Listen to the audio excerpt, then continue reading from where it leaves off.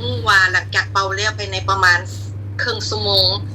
แล้ววันนี้หลังจากนั้นบ่ฮู้ความอาการเจ็บไมเกรนเจ็บปวดที่ว่าอันตึงนี่มันรู้สึกปวดมากขึ้นรู้สึกดีใจตัวเองโอ้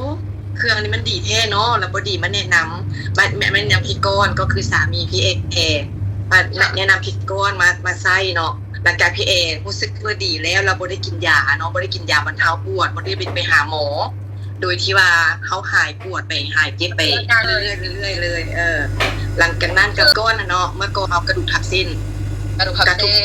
นที่เอวเนาะแล้ววันนี้ทำงานหนักไม่ได้ย่อของหนักก็ไม่ได้เนาะหลังจากพี่ก้อนเขาก็มาลองมานั่งเหยียบเครื่องแล้วก็เป่าทุกวันแต่ทีแรกกับเอก็ว่ารู้สึกดีการเรียนกันแล้ววันนี้รู้สึกว่าโอ้มันก็รู้สึกมันรู้สึกตอบโจทย์น่ะมันนี่บ่เสียดายเงินแม่ก็มาเอาไอ้เป่านี่เป่าผมเขาให้มันแห้งโดยผมดำขึ้นเลยพี่เอว่าซิซื้อทีแต่เขาก็ไม่ยอมประมาณเดือนกว่าผมขาวเป็นขาวไปหาเพื่อนไปบอกโตมูเพื่อนทั้งหลายว่าโอ้พี่ก้อนใส่เครื่องอันนี้เหยียบเครื่องนี้แล้วเป่าอันนี้เป่าผมโดยที่บ่ต้องได้ย่อมบ่ต้องได้ใส่ยาย่อมผมเขาก็ดำขึ้นไปเองซันซี่เลยนะบ่ต้องย่อมผมเด้อซันซี่เคมีอย่างนั้นเอามาเป่าอันนี้แบบบ่ต้องได้ซ่อมเคมีเข้าตัวเขาแล้วก็บ่ต้องได้กินยาอย่างเลยรู้ที่เขาเป็นเบาหวานเนาะอายุเขา20ตอนที่รู้เขาว่าเป็นเบาหวานนะคะอายุ24ปี